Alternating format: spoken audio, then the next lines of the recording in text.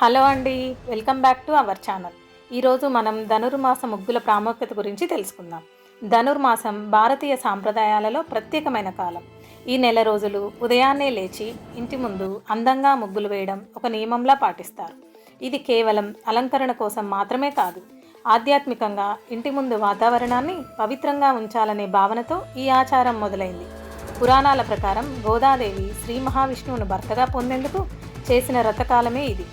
ఆమె ప్రతిరోజు తెల్లవారుజామున లేచి ఆలయ మార్గాలను శుభ్రపరిచి అందమైన ముగ్గులు వేసి స్వామివారికి స్వాగతం పలికినట్లు కథలు చెబుతున్నాయి. ఆ భావనతోనే భక్తులు ఈ రోజుకి కూడా ధనుర్మాసంలో ముగ్గులు వేస్తూ ఆధ్యాత్మిక అనుబంధాన్ని కొనసాగిస్తున్నారు.